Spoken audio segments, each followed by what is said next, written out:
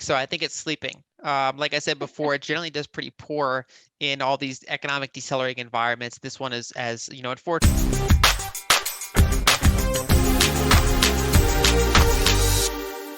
back when Bitcoin was trading around 30,000, there were some signs that, maybe the bottom was in. We had some capitulation. Of course, this whole thing was another leg lower. And so it does seem at the moment, at least, that the worst of the selling, that the rapid selling, the liquidations are behind us. But there's still not a lot of bullish catalysts at the moment in terms of the macro landscape. And so I wouldn't rule out, obviously, further down, movements in the price.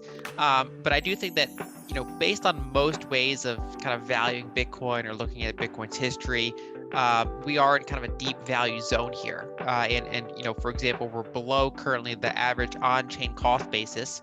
And so, it's something like the 5th time in history that Bitcoin's been in that position.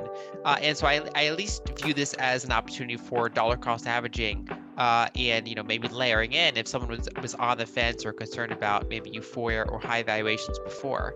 But I don't think investors should ever rule out, more downward legs as long as the macro situation is this, uncertain. Yes, this is probably lower than I would have expected as a base case. In my research, I was outlining the fact that Bitcoin historically has not done very well in economic decelerating environments. So let's say Purchasing Managers Index and other economic indicators like that, when they start decelerating, generally that's been Bitcoin sideways action or outright bear markets. And I wasn't sure if this one would be different because of the high inflation, but so far obviously it's proven not to be. One thing that I think is very clear is that there's different types of inflation. There's monetary inflation, and then there's price inflation that often comes with a lag after that monetary inflation. And what we've actually seen for the most part is that Bitcoin is correlated very strongly with money supply growth, global M2, especially as measured in dollars. And so over the past couple of years, as we got that huge ramp up in broad money supply around the world, Bitcoin did very well. And then ironically, when, actually as one would expect, when you started to get a reduction in the amount of money supply growth, and you started to see the Fed and some other central banks actually try to push back on the price inflation that was materializing, that's when Bitcoin has, and many other assets for that matter, have begun to struggle. So I would say that Bitcoin's been a useful hedge against monetary inflation, but that precedes the actual price inflation. So it's obviously not been a very well-timed hedge against the price inflation that manifests after that monetary inflation. For mostly recession indicators, and so it's kind of an unusual environment where we see a lot of economic deceleration across the board. We just got like another yield curve inversion. There's a couple different yield curves you can watch, and they've been flashing all these kind of at least yellow signals for a recession. Most of the composite GDP estimating tools out there are pointing towards kind of a technical recession. The one area that's held up pretty well is employment. And that, historically, that's somewhat of a lagging indicator anyway, but it is holding up somewhat better than you'd expect given the other indicators that are happening. And so generally an inflationary recession is an unusual environment for developed markets over the past 40 years or so. And so there are certainly a lot of indicators that are throwing analysts off. And so what I'm basically trying to monitor over time is what's happening with economic acceleration, what's happening with energy markets in particular, what are some of these big crises that can happen. For example, Europe is in a very vulnerable position in terms of energy security.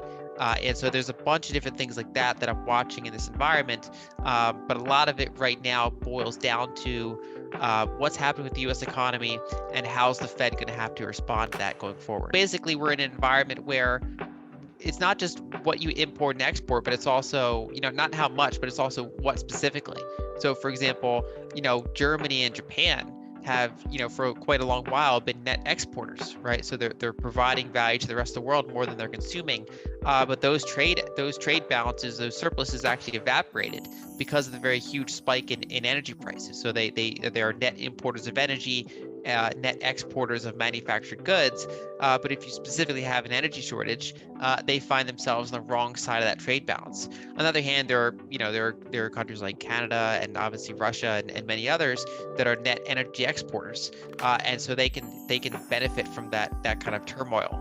And so it really comes down to a country by country basis. What is their energy security situation like? as well as what other things do they have to offer the world. And so we are starting to see, I think, a lot of things mark to market, where it's less so the paper that matters and more so can you get the energy, and can you get the actual, like, the most essential goods. So I don't think that data this week is going to be responsible for them pivoting. I think that's still too early on their side. We've already been seeing about 3 months or so of rising initial jobless claims, even though we still have low official unemployment. And I think that this early set of data is still not enough to make the Fed pivot because they're still looking at low official unemployment and high official inflation. If you look at recent polls that they've done on Americans, inflation is like the first thing that comes up. And then there's actually a number of other categories like high gas prices and rent prices that are basically other ways of saying inflation, kind of rounds out. So like something like half of the answers have to do with some aspect of inflation, whereas unemployment had a very, very low percentage of people worrying about it. And so I think they're still perceiving inflation as their biggest problem. And I don't think they're going to stop hiking until they at least get another couple hikes in. And so now they're already pricing in the fact that they're going to raise rates and then they're going to end up cutting next year. That's currently how the market is pricing it. So I do think that we've kind of hit one milestone where the market is probably about as hawkish as they're going to get. But I still think the Fed has a couple more hikes in them before they kind of top out and have to pause. I also think that there are some concerns about price manipulation on those exchanges.